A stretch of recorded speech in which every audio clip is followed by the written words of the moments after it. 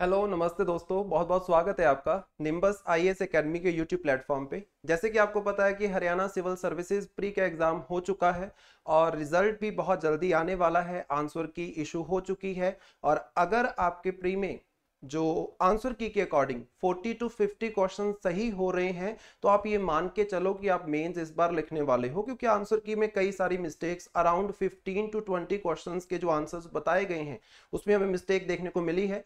सो यही बोला जा रहा है कि 55 to 60 के बीच में अगर आपके नंबर हैं तो बिल्कुल क्लियर है, आप बोल सकते हो कि आप इस बार मेंस लिखने वाले हो। और अगर आंसर की के अकॉर्डिंग आपके 40 to 50 के बीच में क्वेश्चन सही है तो उसमें आंसर की में भी करेक्शंस होंगी, ऑटोमेटिकली क्या है आपके नंबर बढ़ेंगे। अगर उसकी वजह से कम हो रहे हैं तो आप मेंस इस बार जरूर लिखने वाले हो।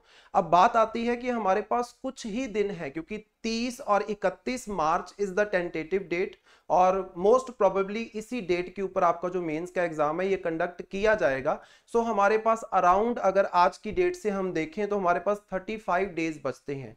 सो इन 35 डेज में हमारी क्या स्ट्रेटजी होनी चाहिए, किस तरीके से हम मेंस को टारगेट कर सकते हैं, इसी चीज को हम आज के सेशन में डिस्कस करेंगे।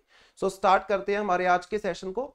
सबसे पहले हमारे पास क्वेश्चन आता है कि कौन कौन से पेपर्स हमारे पास यहाँ पे रहने वाले हैं। तो 4 हमारे पेपर होंगे। जैसे कि अगर आप तैयारी कर रहे हो तो आपको पता होगा ऑटोमेटिकली कि 4 पेपर रहते हैं। 2 तो हमारे पास लैंग्वेज के पेपर है, पेपर 1 पेपर 2 जिस भी अकॉर्डिंग आप करना चाहो। सबसे पहले इंग्लिश के पेपर की अगर हम बात करें तो 100 मार्क्स का ये पेपर रहता है। हिंदी का भी जो पेपर है हमारे पास 100 मार्क्स का रहता है। देन जो जर्नल स्टडीज का पेपर हमारे पास है वो 200 मार्क्स का है एंड ऑप्शनल का पेपर भी हमारे पास 200 मार्क्स का रहता है।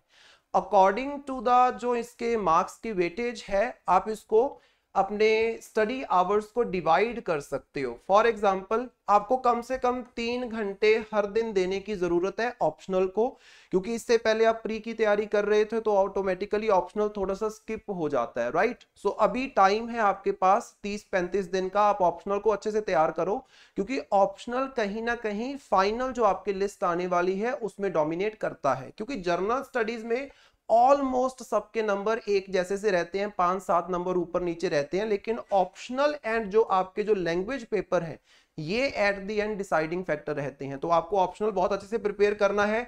और अगर हम जर्नल स्टडीज की बात करते हैं तो काफी वास्ट सिलेबस हमारे पास हो जाता है। करंट अफेयर भी करने हैं, बाकी जो स्टैटिक टॉपिक्स हैं वो भी पढ़ने हैं, और एक बार आप पढ़ भी चुके हो क्योंकि आपने प्रीलिम को क्वालिफाई किया है।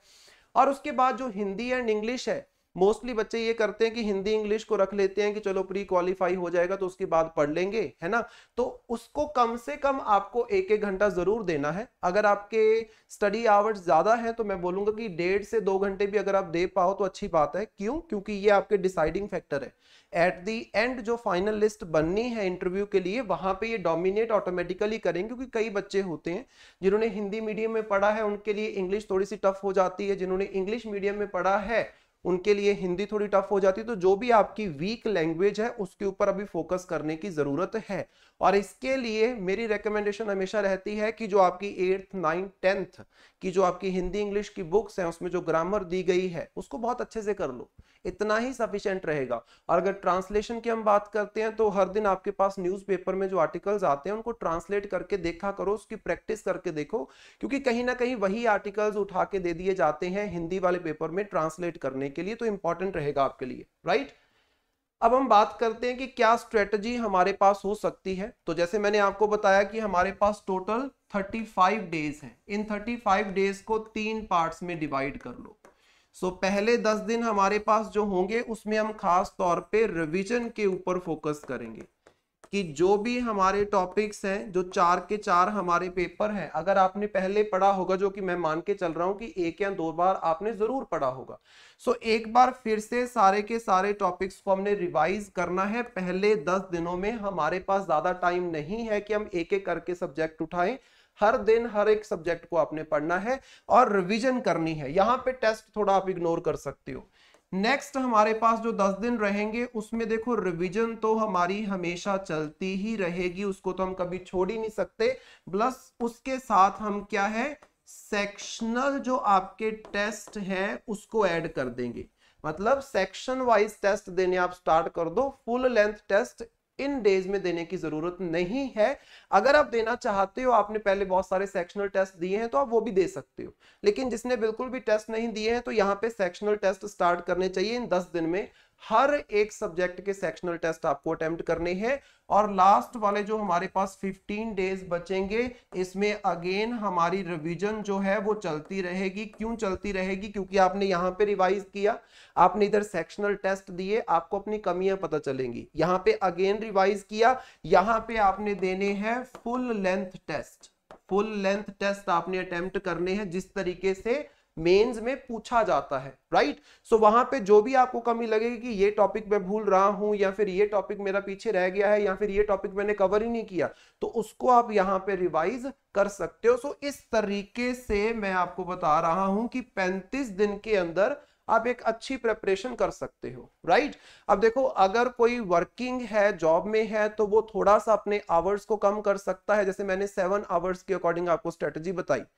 अगर आप वर्किंग हो तो आप 6 आवर्स या 5 आवर्स कर सकते हो, बट मेरी रिकमेंडेशन तो यही रहेगी कि अगर आप लास्ट वाले 10-15 दिन छुट्टियां ले सकते हो तो वो बेस्ट रहेगा। क्योंकि देखो, ये एग्जाम बहुत इंपॉर्टेंट है, बार बार मेंस में बैठने का मौका नहीं मिलता है। अगर आपको मिल रहा है तो यू आर लकी, तो आपको इस चीज को थोड़ा रिकॉग्नाइज करना चाहिए, राइट। अब बात आती है सिलेबस की।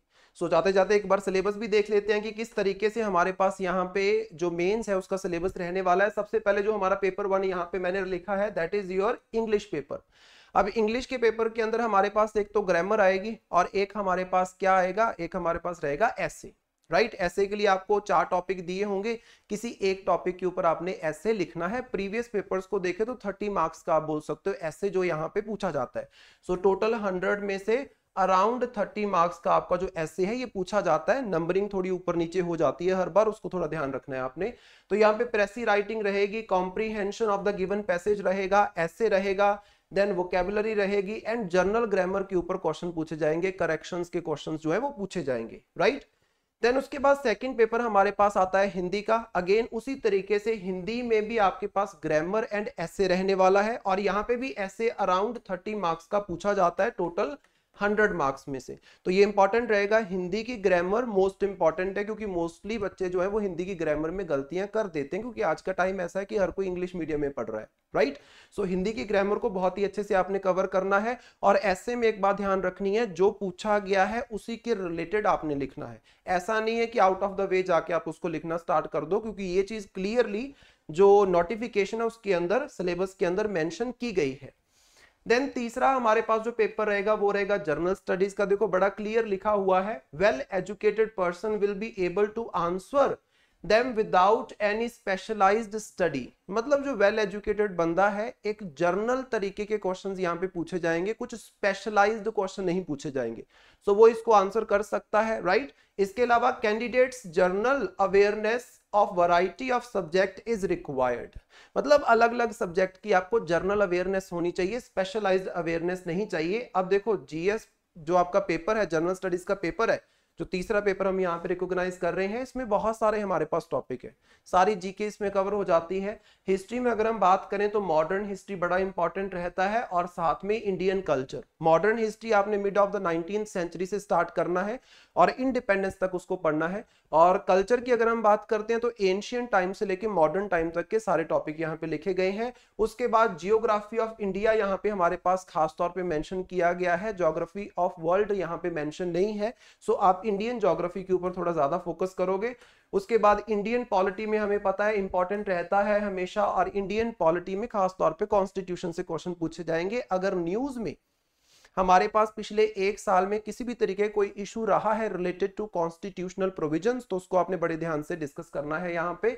Then current national issues and topics of social relevance. So social issues यहाँ पे इंपॉर्टेंट है, करंट अफेयर्स बड़े इंपॉर्टेंट है। अगेन आपको बता देता हूं कि 1 ईयर के जो करंट अफेयर है ये आपके लिए इंपॉर्टेंट रहेंगे। सो जो आप रिवीजन कर रहे हो उसमें करंट को जरूर ऐड करना है, क्योंकि अभी जिस तरीके का सिनेरियो चल रहा है, जिस तरीके का प्रीलिम का आपका पेपर आया है, उससे आपको ये समझ आ गया होगा कहीं ना कहीं यूपीएससी के पैटर्न को फॉलो किया जा रहा है। सो ऑटोमेटिकली यहाँ पे भी फॉलो किया जाएगा, तो आपको पहले से प्रिपेयर रहना पड़ेगा कि थोड़े एनालिटिकल क्वेश्चन आ सकते हैं। करंट बेस्ड क्वेश्चन तो हमेशा से आते रहे हैं, तो इस बार भी आएंगे। डोमिनेट करते हैं करंट के जो क्वेश्चन है, टॉपिक आपके स्टैटिक रहेंगे, लेकिन उनका जो इशू चल रहा है न्यूज के अंदर, उसके ऊपर क्वेश्चन हमेशा पूछा जाता है, राइट। देन इसके अलावा behavioural and social issues and social welfare problems, जो भी सोशल वेलफेयर की स्कीम्स हैं, जो भी इश्यूज आ रहे हैं, चैलेंजेस आ रहे हैं, वो सब हमारे लिए इंपॉर्टेंट यहाँ पे रहने वाला है।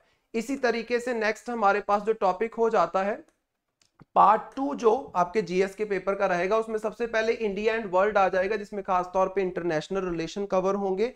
उसके बाद यहीं पे हमारी इंडियन इकोनॉमी जो है वो भी कवर होगी। Indian economy is very important, Indian economy की development growth is very important, और इंडियन इकोनॉमी के क्वेश्चन ज्यादातर जो पूछे जाते हैं वो करंट ओरिएंटेड ही रहते हैं।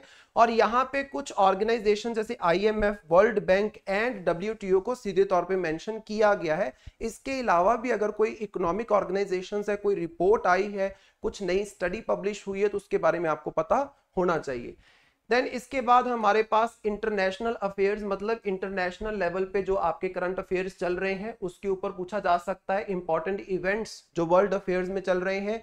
इसके अलावा development in the field of science and technology बड़ा इंपॉर्टेंट है। हमें पता है कि प्रीलिम के अंदर भी अराउंड 20-25 क्वेश्चन जो है वो आपके साइंस एंड टेक से पूछे गए हैं, जर्नल साइंस से पूछे गए हैं।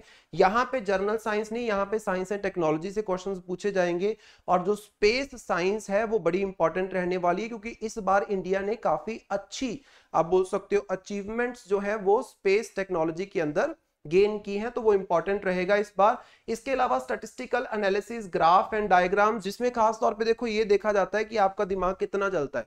आपको एक डाटा दिया जाए, उसके ग्राफ्स एंड उसके जो चार्ट्स हैं, पाई चार्ट्स, आप कितने बना पाते हो, उसी के रिलेटेड यहाँ पे क्वेश्चन पूछे जा सकते हैं। ज्यादा पूछे नहीं गए हैं, लेकिन पूछा जा सकता है, इसको आपने ध्यान में रखना है। देन ऑप्शनल पेपर की अगर हम बात करते हैं, तो यहाँ पे तो specialised knowledge automatically optional paper में आएगी ही आएगी। सो आपको एटलीस्ट ग्रेजुएशन लेवल तक का पढ़ना पड़ता है। अब डिपेंड करता है कि आपने कौन सा ऑप्शनल लिया है, राइट। सो यहाँ पे हमारे पास अलग अलग आपके पास चॉइसेस हैं, जो भी आपका बेस्ट हो उसको आपने चूज करना होता है। और अभी तो आपने चूज कर लिया होगा ऑटोमेटिकली, और आई होप आपने बहुत अच्छे से तैयारी भी की होगी। अच्छा, इसमें आपको एक सुजेशन मैं दे सकता हूँ कि अगर आपने ऑप्शनल पेपर के अभी तक प्रीवियस ईयर क्वेश्चंस को नहीं देखा है तो देख लो, क्योंकि ऑप्शनल में ज्यादातर ये होता है कि स्टैटिक क्वेश्चन पूछे जाते हैं। अगर आपको optional political science, international relation ना हो तो वो बात अलग है, क्योंकि वहां पे इंटरनेशनल रिलेशन के क्वेश्चन थोड़े करंट ओरिएंटेड हो जाते हैं। बट ज्यादातर जैसे इकोनॉमिक्स की बात करते हैं, कॉमर्स की बात करते हैं, तो स्टैटिक क्वेश्चंस रहते हैं। तो प्रीवियस ईयर में जो क्वेश्चंस पूछे गए हैं उसको एक बार जरूर देखो, उनके आंसर्स लिख के देखो, टेस्ट के रूप में लिख के देखो, तो वो आपके लिए इंपॉर्टेंट रहेगा और आपकी जो स्टडी है उसको एनरिच करेगा। आई होप आपको ये जो स्ट्रेटजी है ये अच्छी लगी होगी। अगर आपका कोई और भी डाउट है रिलेटेड टू एचसीएस मेंस, तो आप नीचे कमेंट सेक्शन के अंदर मेंशन कर सकते हो। और मेरी तरफ से बहुत सारी शुभकामनाएं और कंग्रेचुलेशंस। अगर आपका प्री क्लियर हो रहा है, अगर आप मेंस लिख रहे हो, तो अपनी तैयारी को दमदार कर लो। Thank you so much.